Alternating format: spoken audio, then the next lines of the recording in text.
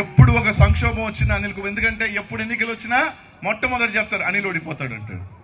Right, మీరు ఓడిపోతారని చెప్పటం, నేను కష్టపడటం, నేను గెలవటం. కార్పొరేషన్ ఎన్నికలు వస్తే ఇన్ని సీట్లు కార్పొరేషన్లో పోతాయి అంటారు. రైట్, మళ్ళీ ఎన్నికలు పెట్టడం, నెల్లూరులో ఒక చరిత్ర సృష్టించడం, క్లీన్ స్వీప్ చేయటం, మళ్ళీ రైట్. మళ్ళీ చెప్తారు అనిల్ పలానప్పుడు ఓడిపోతున్నాను. అరే మీరు ఓడిపోతారని చెప్పటం, నేను గెలవటం ఆనవాయితీ అయిపోయింది. ఎందుకంటే మీరు అది చెప్పాలా, నేను ఇంకా మొండిగా మూర్ఖంగా రాత్రి మూలు కష్టపడాలా, దాన్ని గెలుచుకొని ఆ కిక్ ఉంటుందే.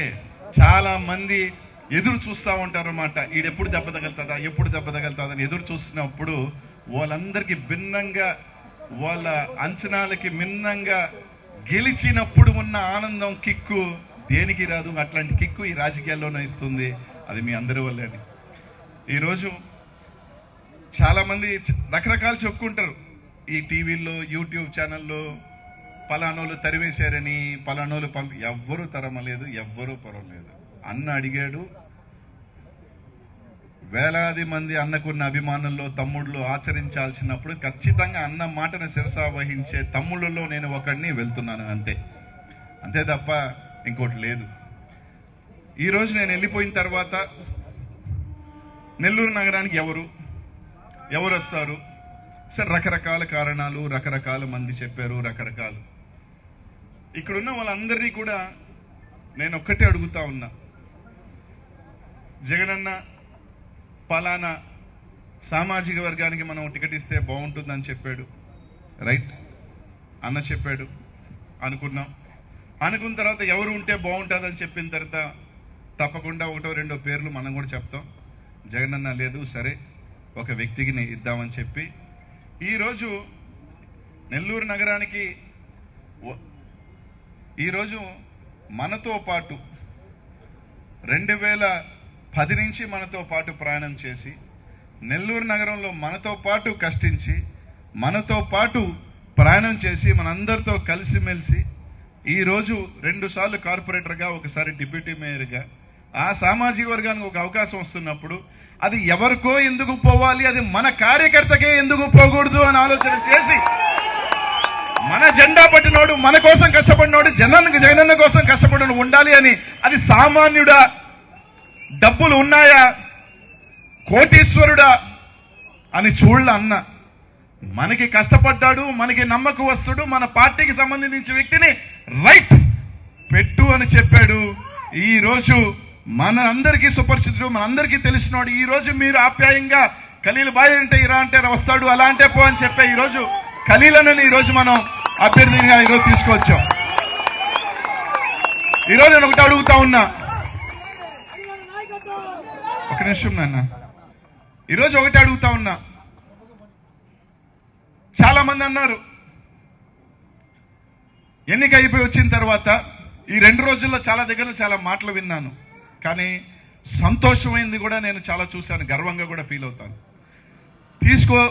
ఎవరికి కూడా చాలా మంది మాకు చెప్పలేదు అంటారు. ఎస్, కొన్ని నిర్ణయాలు పైన తీసుకునేటప్పుడు కొంచెం లాస్ట్ మూమెంట్ దాకా ఆచి తీసుకుంటారు.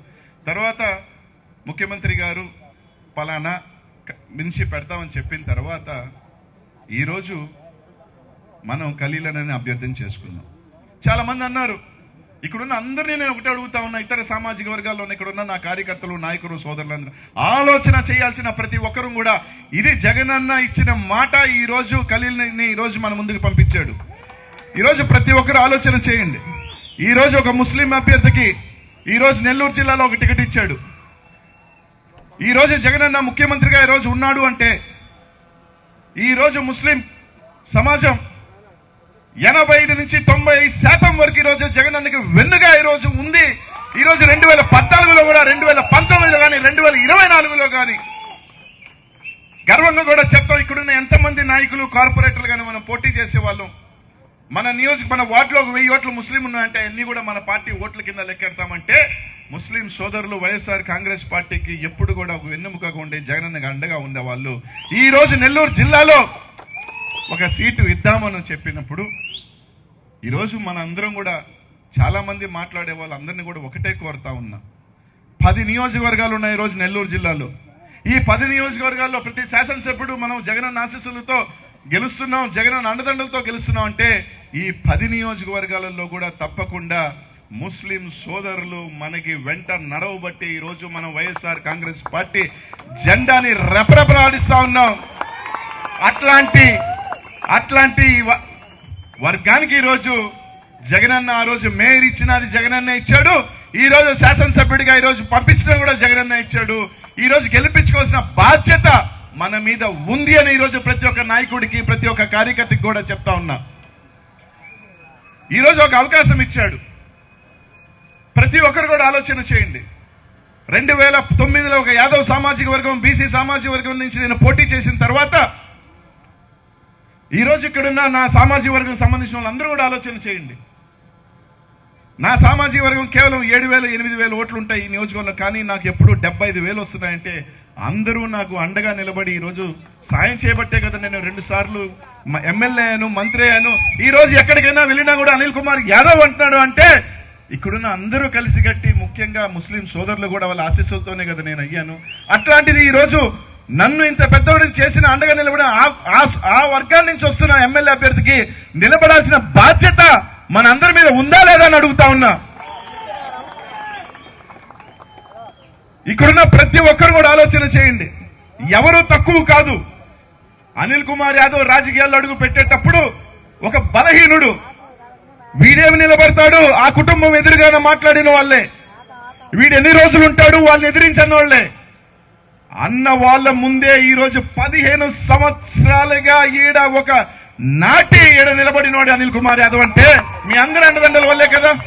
ఒక సామాన్యుడినే కదా నేను, నాకేం 1000 కోట్లు ఏం లేవే, నేనేం 100 కోట్లు ఖర్చు పెట్టలేదే, నాకు వచ్చిన సహాయం చేశాను, అండగా ఉంటే మీకోసం కలిసి పనిచేశాను, మీలో ఒకటిగా ఉన్నాను, మీలో నిలబడ్డాను కాబట్టే కదా ఈరోజు నేను ఉన్నాను. నేను పోటీ చేసిన రోజు నేను పిల్ల బచ్చాగాడిని, 28 సంవత్సరాలు ఉండి నా వెనక నడిచాం. మనకి మీ అందరూ ఆదరాభిమానాలు బట్టే కదా జగనన్న ఒక మనిషిని పెట్టాడు అని చెప్పే కదా ఇక్కడున్నాం. ముస్లిం సోదరులు అందరూ కూడా నా వెంట నడిచి ఈరోజు నేను శాసనసభ్యుడిని. అట్లాంటిది ఈరోజు మనం ఖలీల్ భాయ్ని పెట్టినప్పుడు నిజంగా గర్వపడండి. 100 కోట్లు ఉన్నవాడిని వల్ల జగనన్న 100 కోట్లు పెడతామని రాలా, ఒక సామాన్యుణ్ణి మన మధ్య ఉన్నవాడిని, మన ఒక కార్యకర్తని, మన కోసం కష్టపడిన వాడిని ఇచ్చినాడు ఖలీల్ భాయ్ని.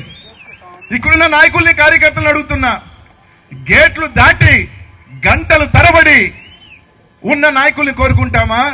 మీ మధ్యన నిలబడి మీతో కలిసి పెరిగి మీరు పేరు పెట్టి పిలవగలిగి మీరు నేరుగా మాట్లాడగలగలిగి మీరు భుజం మీద చేయగలిగిన ఖలీల్ భాయ్ని అండగా నడిచి రేపు విజయాన్ని అందిస్తామనే ఆలోచన మాత్రం ఇక్కడ ఉంచండి. చాలా మంది చెప్తున్నారు అనిల్ వెళ్ళిపోయాడు, ఇంకేముంది, ఇంకొక ఆయనకి గెలుపు ఇదని. ఇక్కడ అనిల్ బలవంతుడు కాదురా, జగన్మోహన్ రెడ్డి బలవంతుడు. జగన్మోహన్ రెడ్డి నిలబెట్టిన క్యాండిడేట్ బలవంతుడు నిరూపించాల్సిన టైం ఆసన్నమైందని చెప్పి మీ అందరికీ కూడా చెప్తా ఉన్నా. ఇక్కడున్న బలం ఈ రోజు కూడా చెప్తా ఉన్నా, దీంట్లో సగం కూడా అవతల అభ్యర్థి ఇంతమంది కార్యకర్తల ముందు పెట్టలేడు.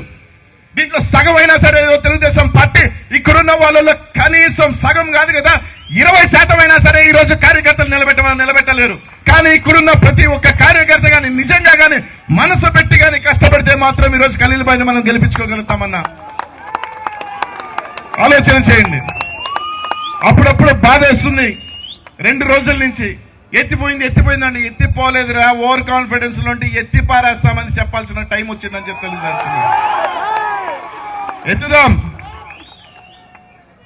ఆలోచన చేయండి. కూడా వైఎస్ఆర్ కాంగ్రెస్ పార్టీ నాయకులల్లా ఈరోజు జగనన్న సీఎంగా ఈరోజు మనం తలెత్తుకుంటున్నాం అంటే గుండెల మీద చేసుకొని చెప్తా ఉన్నా, ఈ వర్గం అంతా ఉంది కాబట్టే వాళ్ళ నుంచి వస్తున్న వ్యక్తిని మేము ఉన్నామని మనం అందరం కూడా వెంట నడిచి నిలబెడితే నెల్లూరు జిల్లాలో ఎప్పుడూ కూడా 10కి 10 మనయ్యే అని చెప్పి తెలియజేస్తా ఉన్నా. ఆ నమ్మకాన్ని వాళ్ళు కల్పించాల్సిన బాధ్యత ఇక్కడున్న వాళ్ళందరి మీద ఉంది. ఈ రోజు వాడు ఎంతో డబ్బులు పెడతాను ఇది అంటాడు, అది 4 రోజులు అయిపోతాయి, తర్వాత వాడు మనకి దొరకడు. కానీ ఒక సామాన్యుణ్ణి గెలిపించుకొని తోడ కొడితే ఆ కిక్కే వేరని చెప్పి అందరికీ తెలియజేస్తాను. ఎవడన్నా పోతాడబ్బా డబ్బులున్న వాళ్ళు వెనకాల, నేను 5 లక్షలు ఇస్తాను, 10 లక్షలు ఇస్తాను, నేను కొంటాను అని చెప్తుండొచ్చు, 4 రోజులు పరిగెలు తీయొచ్చు. కానీ 5 సంవత్సరాలు వాడు కనిపిస్తాడో తెలియదు. కానీ ఒక్కసారి ఆలోచన చేయండి, గెలవలేడు, ఓడిపోతాడు అనే టీ బొంకుల దగ్గర మాట్లాడుతున్న ప్రతి నియోజకవర్గంలోనూ ఎక్కడెక్కడ రొమ్ములు తెచ్చుకొని మాట్లాడుతున్న వాళ్ళందరికీ కూడా గెలిపించి ఖలీల్ భాయ్ని మన ఎమ్మెల్యేగా పంపిస్తే ఆ కిక్ ఉంటుందే. ₹1 కోటి ఇచ్చినా కూడా ఆ కిక్కు రాదని చెప్తున్నా. నా మాట నమ్మండి. మీరు మీ ప్రాంతాలలో అరే జగన్మోహన్ రెడ్డి ఒక సామాన్యుని పంపించారా, గెలిపించుకొని వెళ్ళాంరా, ఇదిరా మా వైఎస్ఆర్ కాంగ్రెస్ పార్టీ సత్తా అంటే ఆ కిక్కే వేరు. అంతేగాని డబ్బులు బారేశాను అని చెప్పుకొని మాట్లాడే వ్యక్తికి వద్దు. టైం వచ్చింది, అందరం కలిసికట్టుగా పనిచేద్దాం. ఏమన్నా ఉంటాయి, నేను ఒకటే చెప్తా ఉన్నా, 15 సంవత్సరాల్లో కోపపడిన వాళ్ళు ఉన్నారు, నేను తిట్టిన వాళ్ళు ఉన్నారు. అందరం అయినా కూడా లాస్ట్కి కలిసిపెట్టే కుటుంబంలాగా ఉన్నాం.